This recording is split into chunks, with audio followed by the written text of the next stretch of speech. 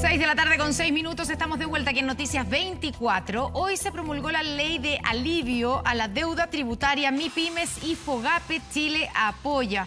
Para hablar en qué consiste esta ley y también de los efectos económicos que ha generado el paro de los camioneros, nos acompaña hasta ahora el ministro de Economía, Nicolás Grau. Ya lo vemos en la pantalla. Ministro, ¿cómo está? Muy buenas tardes. Hola Constanza, muy buenas tardes. Bueno, partamos por la ley de alivio a la deuda tributaria. ¿En qué consiste? ¿Qué va a significar tener ahora esta ley y a quiénes va a beneficiar, ministro?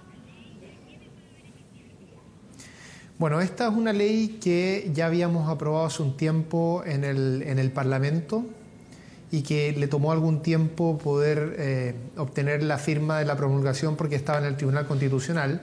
Y esta ley tiene dos componentes que son bien distintos, pero ambos comparten el hecho que benefician de manera importante a las empresas de menor tamaño.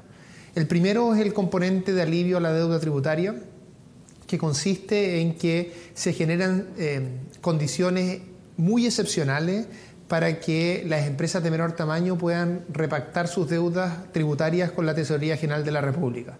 ¿Cuáles son estas condiciones? La primera es que no se exige ningún pie.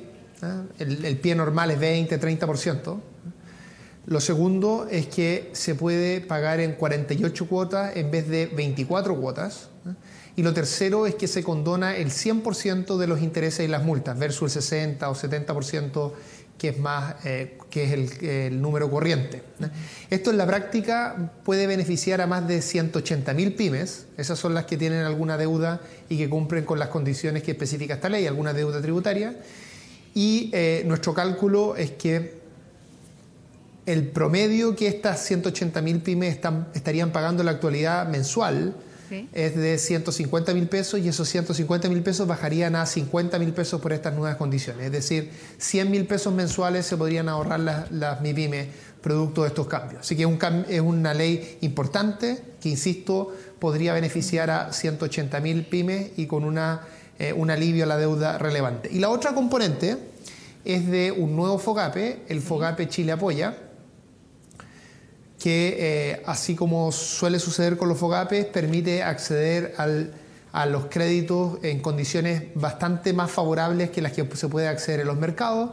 Como usted sabe, los FOGAPES consisten en una garantía que da el Estado a los créditos que son contraídos, en este caso, por parte de las empresas de menor tamaño. Y eso significa que aumenta mucho la probabilidad de que los bancos, tanto el Banco Estado como los bancos privados, estén disponibles para efectos de dar estos créditos, porque se les garantiza, ¿no es cierto?, que en caso que las empresas de menor tamaño no puedan pagar, hay una cobertura muy alta de ese no pago que corre por parte del Estado. Claro, o sea, lo nuevo de este FOGAPE es que en este caso el FOGAPE solo va a ser exclusivo para las empresas de menor tamaño, para las micro, las pequeñas y las medianas, a diferencia de lo que fueron los últimos dos FOGAPE, en que el 40% de los créditos fueron para las empresas de mayor tamaño. Ya, o sea, ahí hay un cambio con el FOGAPE que conocemos tradicionalmente, y lo que usted dice, porque una de las quejas permanente, sobre todo de las empresas más chicas, es que igual no terminan no clasificando para el FOGAPE por parte de los bancos. Y ahí es donde el aumento en la garantía que da el Estado es lo que permite que los bancos finalmente acepten prestarle... Se cortó. Se le cortó el retorno. No me está escuchando, ministro, ¿cierto? Se cortó el retorno. ¿Me está escuchando? Ya, vamos a restablecer el contacto. Tuvimos un problema ahí de comunicación con el ministro de Economía, Nicolás Grau, que nos está explicando los anuncios que se hicieron hoy día, que la verdad es que es la promulgación de una ley que ya se había aprobado, pero que había ido al Tribunal Constitucional, por eso se demoró su promulgación, pero había sido aprobada en el Congreso, y además la extensión, ¿cierto?, del FOGAPE Chile Apoya, y que... Estábamos viendo esas características, ministro, ya estamos en contacto de nuevo con usted. Yo le estaba preguntando, sí, como los dos cambios. Ahora tengo un retorno constante. Ya, ahora yo le estaba preguntando que las diferencias o los cambios es que este FOGAPE es exclusivo para los más pequeños, pero además el hecho de que el Estado aporte de una garantía mayor, eso hace que los bancos le entreguen con más facilidad y no le pongan, digamos, trabas a las empresas más chicas. Sí, usted dice muy bien, efectivamente este es un FOGAPE que es exclusivo para las empresas de menor tamaño, es decir, para micro, pequeñas y medianas, pero como esta es una garantía, ¿cierto?, para que los bancos presten, no es una obligación para que ellos lo hagan, ¿no es cierto? Claro. La forma en la que uno como hacedor de política pública tiene que promover que ojalá la mayor cantidad de empresas de menor tamaño puedan acceder a estos créditos es aumentando el nivel de cobertura, que se llama técnicamente, es decir, el porcentaje que cubre el Estado en caso de no pago. Y ese porcentaje, que históricamente estaba en torno al 80%, llega hasta el 90% en el caso de las empresas en el caso de las microempresas. 85 en el caso de las pequeñas y 80 en el caso de las medianas. Entonces, esas diferencias en los porcentajes lo que reconoce es que efectivamente las empresas micro son más riesgosas, y entonces si uno quiere que los bancos les presten a las empresas micro, tiene que hacer un mayor esfuerzo como Estado, y eso es lo que estamos haciendo. Sé que son cosas un poco técnicas, pero en el fondo a lo que apunta esto es que efectivamente las empresas de menor tamaño y en particular las microempresas puedan acceder a esos créditos. En la práctica, digamos, para que todos entendamos, con lo que se está buscando aquí con esa ampliación, ese aumento de la garantía por parte del Estado, es que los bancos le presten plata a empresas que hoy día no le están prestando.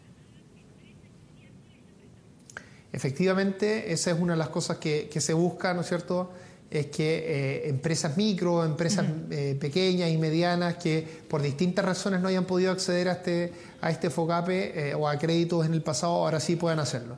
Ahora también este nuevo FOGAPE va a apoyar con crédito a empresas que sean de sectores que se hayan visto especialmente afectados durante estos últimos años, aun cuando esas empresas hayan recibido un FOGAPE con anterioridad. Ya. Por ejemplo, si una empresa es del sector de la construcción, aun cuando esa empresa haya recibido un crédito FOGAPE anteriormente, va a tener derecho a acceder a un nuevo crédito FOGAPE.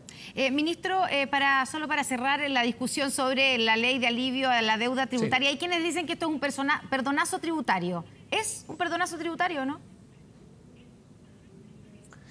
Depende cómo usted lo mire, porque las empresas van a tener que seguir pagando el capital, ¿no es cierto? Pagan el total de la deuda tributaria que tienen. El perdonazo está en los intereses y las multas, ¿no?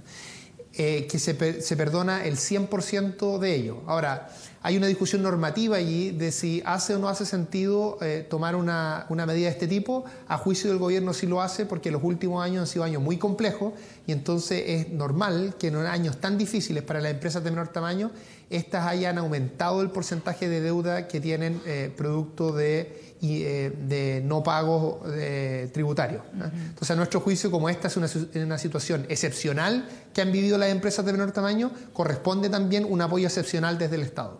Ministro, pasemos al tema del paro de los camioneros. Estamos en el día 8, en el 8º día de paro, pese a que el gobierno ha llegado a acuerdos, ¿cierto?, ayer con asociaciones importantes como la CNTC y también con Fede Quinta. Hay todavía algunos sectores como la Fuerza del Norte, también los camioneros del Sur, algunos descolgados de la quinta región, que siguen paralizados. ¿Cuáles son los efectos económicos que ha generado hasta ahora el paro de camioneros? ¿Lo tienen contabilizado? ¿Hay pérdidas, por ejemplo, en, no sé, la cereza, las guindas, que son probablemente los productos que son más delicados en este momento y que necesitan subirse a un barco en un minuto determinado, y si no se pierde esa parte de la cosecha?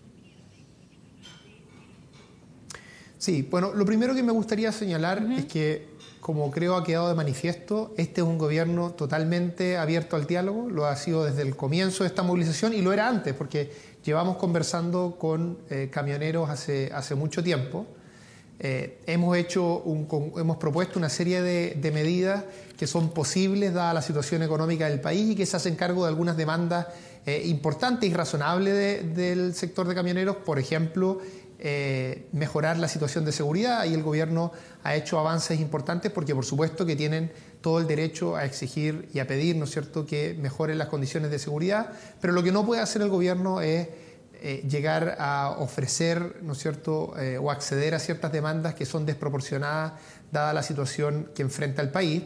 Y además porque, como bien decía usted en su pregunta, el gobierno ha llegado a un acuerdo con el grueso de las organizaciones, y aquí hay una dificultad en la negociación que tiene que ver con la dispersión de actorías que existen por nuestra contraparte.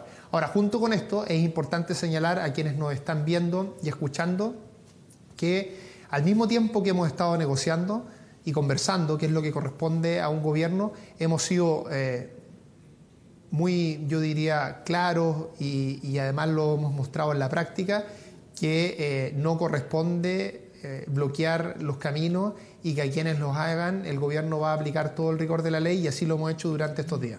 Ya, le voy a volver a preguntar sobre las pérdidas porque no me contestó, pero antes, ya que usted está hablando del diálogo y de las negociaciones, sí, pero le quiero preguntar por las palabras del expresidente Ricardo Lagos, que hoy día dijo que es inaceptable negociar cuando se han tomado la berma, en el caso de los camioneros, y no se exige primero despejar.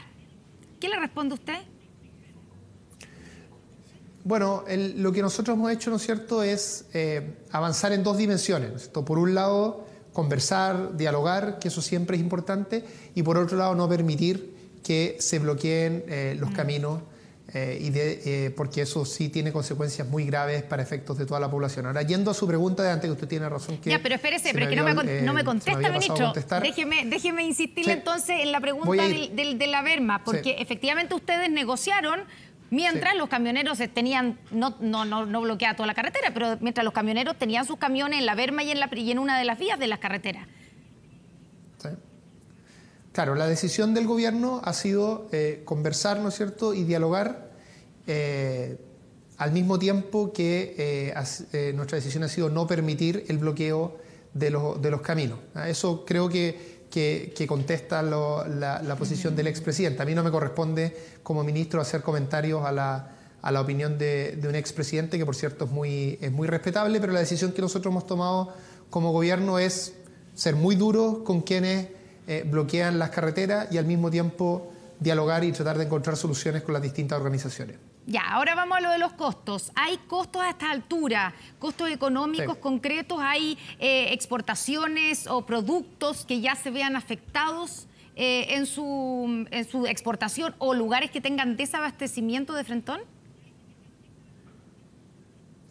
Desabastecimiento, yo no tengo información al respecto y de hecho el gobierno ha sido muy cuidadoso en esto. Como usted sabe, en los momentos en que la movilización fue más efectiva, más álgida, el gobierno organizó grupos de camiones, ¿no es cierto?, custodiados por carabineros para efectos de llevar abastecimiento a todo el país en los casos que fue más complejo, así que eso pudo resguardar cualquier problema de abastecimiento más serio, pero usted tiene toda la razón en pensar que una movilización de este tipo, por cierto que genera costos económicos para el sector exportador y para sectores económicos en general de la economía. Lo más serio es el sector exportador y los casos de comida perecible, pero tener una estimación hoy ya de esos costos totales es más complejo. Solo tenemos hasta ahora evidencia más bien de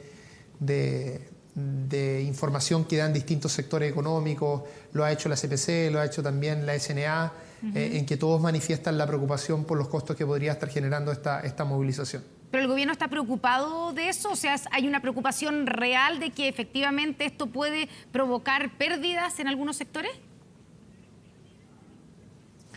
O sea, pérdidas de algunos sectores ya ha habido. La pregunta es la magnitud de esas pérdidas y eso lo vamos a ver en un tiempo más. Y por cierto que el gobierno está preocupado. Bloquear las carreteras es una medida de presión inaceptable. Por lo mismo el gobierno no la ha aceptado y ha aplicado toda la ley cuando aquello ha ocurrido, y nuestro compromiso es con la ciudadanía y también con los productores y los sectores económicos que se han visto perjudicados por este tipo de acciones. Ya, y solo para que quede bien claro, usted dice que no hay desabastecimiento en ningún lugar del país. Yo no tengo, hasta donde yo tengo información relativa a niveles de desabastecimiento preocupante en distintos sectores del país, pero no haría una afirmación categórica porque no tengo todos los antecedentes. Sí tengo muy claro que, como le comentaba antes, hubo este grupo de camiones que se desplazó en distintos lugares del país custodiado por carabineros para justamente hacerse cargo de ese potencial problema. Ministro, su colega de la cartera de Agricultura, el ministro de Agricultura, dijo hoy día en la mañana que a los descolgados les dijo que debieran descolgarse de la imbecilidad. ¿Usted coincide con esas palabras? Yo lo que creo es que hay un grupo muy menor de descolgados que ha dificultado justamente esta conversación, porque el gobierno se ha tenido que enfrentar a actorías múltiples y diversas, y al parecer también a tensiones y discusiones al interior del movimiento gremial de camioneros, y eso por supuesto que dificulta la conversación. Y también creo que algunas de las demandas que se han planteado de los sectores que han sido poco flexibles son totalmente desmedidas y que no corresponden a la realidad económica del país. ¿Cómo cuáles, ministro? No, hay reducir fuertemente el precio de los combustibles, eliminar ciertos impuestos, incluso se han planteado temas relacionados con los TAC. En algún momento se cuantificó todo eso y se señaló que eran más de 2.500 millones de dólares para responder a esas demandas que se estaban haciendo con el tipo de cambio actual. Por supuesto, si ese tipo de cambio creciera, sería aún peor. Entonces, eso no es posible en este momento y no corresponde que el gobierno responda a una demanda desproporcionada de ese tipo. Ya, pero usted no diría la frase del ministro de Agricultura, por lo que percibo de sus palabras, que los descolgados se descuelguen de la imbecilidad. Bueno, creo que lo estoy diciendo estoy abordando el tema de fondo, digamos, que me parece que está detrás de las palabras del ministro de Agricultura. Y, ministro, ¿cómo se sigue cuando usted dice, claro, son un grupo pequeño, pero es un grupo pequeño que produce efectos importantes? Por ejemplo, hoy día, en algún momento, todavía no había acceso de los camiones al puerto de Valparaíso, que es uno de los puertos donde se tienen envían nuestras exportaciones, no todas, pero es un puerto importante. Entendemos que hay preocupación, por ejemplo. Importante. Sí, por ejemplo, hay preocupación con las exportaciones que van a China, sobre todo. Entiendo que va a haber una reunión o ha habido una reunión con el embajador de China precisamente porque parte importante de esas exportaciones van a ese país. ¿Cómo se sigue adelante con un grupo que además no se siente representado por los que sí están en la mesa con el gobierno? Bueno, como le he dicho hasta ahora, si ese grupo está con una postura intransigente y su estrategia, ¿no es cierto?, es bloquear el acceso a ciertos puertos, la forma de seguir con ese grupo es aplicar todo el rigor de la ley. Y eso es lo que está haciendo el gobierno.